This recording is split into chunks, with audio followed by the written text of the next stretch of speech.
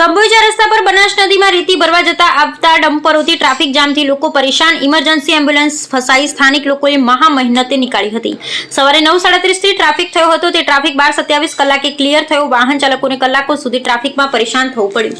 સવારે કંબોઈચા રસ્તા પર ટ્રાફિક જામના દ્રશ્યો સર્જાયા હતા, જેમાં કલાકો સુધી લોકોને ટ્રાફિકમાં ફસાવવું પડ્યું હતું। તેમાં એક એમ્બ્યુલન્સ પણ અટવાઈ ગઈ હતી, જેને સ્થાનિક લોકો દ્વારા જહેમત ઉઠાવી નીકાળવામાં આવી હતી। કંબોઈચા રસ્તા પર વારંવાર ટ્રાફિકની સમસ્યા ઊભી થાય છે, જેમાં સિહોરીથી પાટણ તરફ આવતા વાહનો અટવાઈ પડ્યા હતા, જેમાં કાંકરેજ તાલુકાની બનાસ નદીમાંથી રેતી ભરી આવતા જતા ડમ્પરો જ્યાં ત્યાં ઊભા કરી દેતા હોવાથી ટ્રાફિકની મોટી સમસ્યા ઊભી થાય છે। જેમાં વહેલી સવારે કશલપુરા તેમજ દુધાસણની બનાસ નદીમાંથી ઓવરલોડ અને રોયલ્ટી પાસ વિના દોડતા ડમ્પરો ઝડપી નીકળવાની લાઇનમાં પાટણ સિહોરી હાઈવે પર ઘૂસી જતા હોવાથી અને જ્યાં ફાવે ત્યાં ડ્રાઈવરો રોડ પર ઊભા કરી રાખી દેવાના કારણે ટ્રાફિક થાય છે।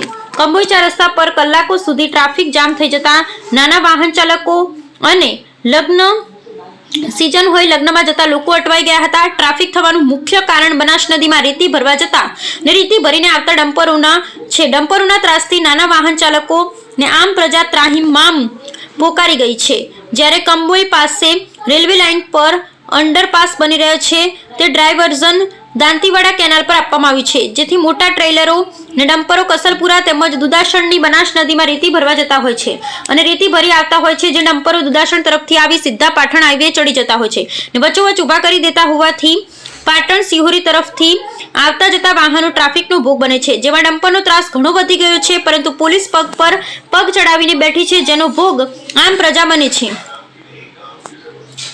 આજે કંબોઈ 4 રસ્તા પર ડમ્પરોના કારણે સવારે 9:37 કલાકે ટ્રાફિક જામ થયો હતો, જે ટ્રાફિક 12:27 અત્યાર સુધી રહ્યો હતો। આ ટ્રાફિકમાં એક એમ્બ્યુલન્સ ટ્રાફિકમાં ફસાઈ હતી, જેમાં કોઈ ઇમરજન્સી દર્દી હોવાનું જાણવા મળેલ હતું, જ્યારે સ્થાનિક લોકોએ એમ્બ્યુલન્સને મહા મહેનતે પસાર કરાવી હતી। કંબોઈચા રસ્તા પર વારંવાર ટ્રાફિકની સમસ્યા ઊભી થાય છે અને કલાકો સુધી ટ્રાફિક જામ થાય છે, જેમાં કંબોઈચા રસ્તા પર પડતા હોવાથી રાનેર, દુધાસણ, સિહોરી, પાટણ એમ ચારે બાજુ ટ્રાફિક જામ થઈ ગયું હતું, જેના કારણે લગ્ન પ્રસંગે જતા આવતા લોકોને આગળથી આવતા અને પાટણ દવાખાને જતા લોકો અટવાયા હતા। ટ્રાફિક 3 કલાક ઉપર જામ રહેતા રાહદારીઓ વાહન ચાલકોને પરેશાન થવું પડ્યું હતું।